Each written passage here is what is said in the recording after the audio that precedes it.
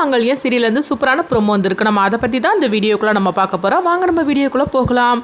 திருவும் மகவும் ஆஃபீஸ்க்கு வராங்க. அப்போ கவிதாவும் கௌதமும் பார்க்குறாங்க. பார்த்ததுமே கௌதம் வந்து கவிதா கிட்ட கேட்டுட்ருக்குறாங்க, என்னது இவன் எதுக்காக திருவிடம் வந்திருக்கிறா அப்படிங்கும்போது அதுதான் எனக்கு ஒன்றும் புரிய மாட்டுக்கு அப்படிங்கவும், ஒருவேளை என்னை பற்றி ஏதாவது அவள் வந்து உண்மை சொல்லியிருப்பாளோ திருக்கிட்ட அப்படிங்கும்போது இல்லை அப்படிலாம் அவள் சொல்கிறதுக்கு வாய்ப்பு கிடையாது.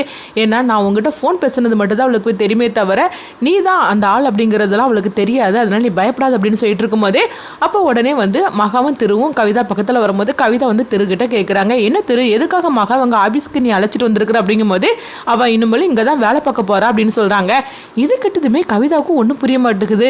மகா எதுக்காக இங்கே வந்திருக்கணும் அப்படிங்கும்போது அவளுக்கு இங்கே தான் வேலை பார்க்கணுன்னா அவள் ஆசைப்படுறா, அதனால தான் நான் அழைச்சிட்டு வந்தேன் அப்படிங்கவும், அவளுக்கு இங்கே என்ன வேலை கொடுக்க போகிற அப்படிங்கவும் அதுதான் எனக்கு தெரியல, நீங்களே வந்து முடிவு பண்ணி அவளுக்கு ஏதாவது ஒரு வேலையை கொடுங்க அப்படின்னு சொல்லவும் திருவும் சொல்லிட்டு போயிருந்தாங்க. உடனே கவிதா வந்து ஆகா இவளுக்கு நான் வேலை கொடுக்கணுமா, கொடுத்துட்டா போச்சுது அப்படின்னு சொல்லிக்கிட்டு கவிதா நினைக்கவும் அடுத்தது கௌதம் கிட்ட சொல்கிறாங்க, சரி நீங்கள் வேலையை பாருங்க, அவளுக்கு என்ன வேலை கொடுக்குறேன்னு பாருங்க அப்படின்னு சொல்லவும் சரி கவிதா உன் ஆட்டத்தை தொடங்கிக்கும் அப்படின்னு சொல்லிட்டு அவங்க கௌதம் அங்கேருந்து போகவும் உடனே கவிதா மகா அழைச்சிட்டு வராங்க.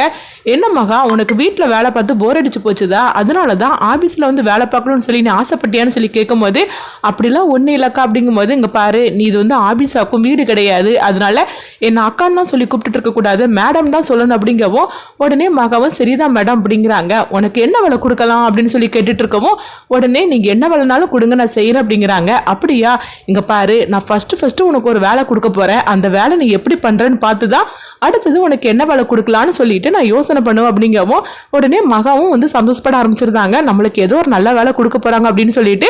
அப்போ உடனே பார்த்தோம்னா கவிதா வந்து அவங்க சொல்கிறாங்க, இங்கே பாரு இந்த ஆஃபீஸ் ஃபுல்லாக நீ வந்து மாப்பு போடணும் அப்படிங்கிறாங்க. இப்படி சொன்னதுமே வந்து அப்படியே வந்து பதறி போய் பார்க்குறாங்க மகா, என்ன இந்த ஆஃபீஸில் நீ தொடச்சி எடுக்க மாட்டியான்னு சொல்லி கேட்கும்போது ஐயோ நான் அப்படிலாம் ஒன்றுமே சொல்லலையே அப்படிங்கவும் நல்லா க்ளீனாக நல்லா தரையை போட்டு நல்லா பெருக்கி எடுத்து தொடச்சிக்கிட்டு வர அப்படின்னு சொல்லவும் உடனே மகாவும் சரின்னு சொல்லிட்டு அவங்க போகிறாங்க. ஆனாலும் அவங்க வந்து ஃபீல் பண்ண ஆரம்பிச்சிருந்தாங்க, நம்மளுக்கு இந்த மாதிரிக்கு ஒரு வேலையை தருவாங்கன்னு சொல்லி நம்ம நினைக்கவே இல்லையே, சரி என்ன பரவாயில்ல என்ன இருந்தாலும் சரி தான் இது திருவோட ஆஃபீஸ் ஆச்சே அதனால ஒன்றும் பிரச்சனை இல்லை அப்படின்னு சொல்லிட்டு அவங்க ஃபுல்லாக தொடச்சி எடுத்துட்டு இருக்கவும் அப்போ கவிதா வந்து கௌதம் கிட்ட சொல்கிறாங்க, அவளுக்கு நல்ல வேலை கொடுத்துருக்கணும் அப்படிங்கவும் உடனே கௌதமும் ஆமாம் கவிதா அவளுக்கு சூப்பரான வேலையை கொடுத்துருக்குற, இன்னைக்கு இந்த வேலையே வேண்டாம் ஒன்று வேண்டாம்னு சொல்லிட்டு அவங்க ரெண்டு பேரும் சிரிச்சுட்டு இருக்கவும் அப்போ அடுத்ததான் வந்து மகா வந்து அவங்க ஆஃபீஸ் ஃபுல்லாக வந்து தொடச்சி எடுத்துட்டு அவங்க கவிதாட்டு வந்து சொல்கிறாங்க, அக்கா நீங்கள் சொன்ன வேலையை நான் செஞ்சுட்டேன் அப்படிங்கிறாங்க. அப்படியா பரவாயில்லையே நல்லா சுத்தமாக தான் நீ தொடச்சிருக்கிற, சரி அடுத்ததான் உனக்கு என்ன வேலை கொடுக்கலாம் அப்படிங்கும்போது இங்கே பாரு ஆஃபீஸில் பெரிய ஆளுகளாக வருவாங்க,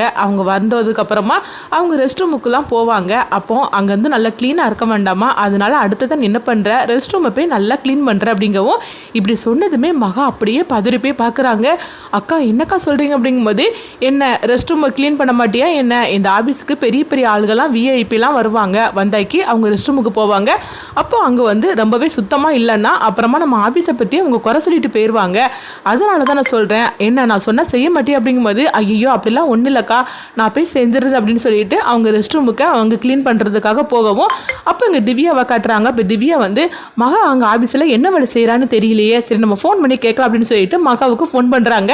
ஐயோ திவ்யாக்கா தான் ஃபோன் பண்ணுறாங்க நம்ம எடுக்க வேண்டாம் அப்படின்னு சொல்லிட்டு அவங்க எடுக்காமல் அவாய்ட் பண்ணவும் திரும்ப திவ்யா ஃபோன் பண்ணவும் ஐயோ திரும்ப பண்ணிட்டு இருக்கிறாங்க, எடுக்கலன்னா ஏதாவது தப்பாக நினச்சிருவாங்க அப்படின்னு சொல்லிட்டு உடனே மகாவும் வந்து ஃபோனை அட்டன் பண்ணுறாங்க. சொல்லுங்கக்கா அப்படிங்கும்போது என்ன மகா ஆஃபீஸ்க்கு போகணுன்னு ஆசைப்பட்டியே, என்ன நீ நினச்ச மாதிரிக்கு போயிட்டியே அப்படிங்கும்போது உடனே மகாவும் ஆமாக்கா அப்படிங்கிறாங்க. ஆமா உனக்கு அங்கே என்ன வேலை கொடுத்துருக்குறாங்க அப்படிங்கவும் உடனே வந்து அவங்க அப்படியே சுற்றி பார்க்குறாங்க, ஏன்னா ரெஸ்ட் ரூமில் நின்றுட்டு இருக்கிறாங்க.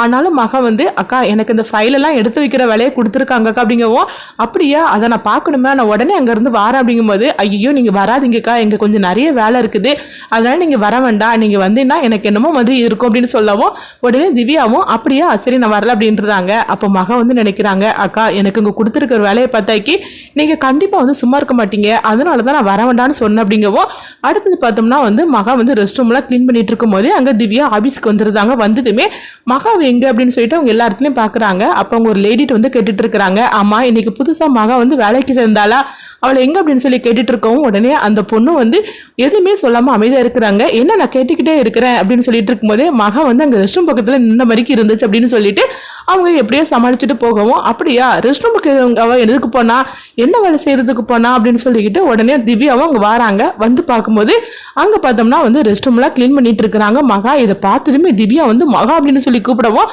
உடனே மகா ஐயோ திவ்யா அக்கா எங்க வந்தாங்க அப்படின்னு சொல்லிட்டு அவங்க பதறி போய் பாக்குறாங்க.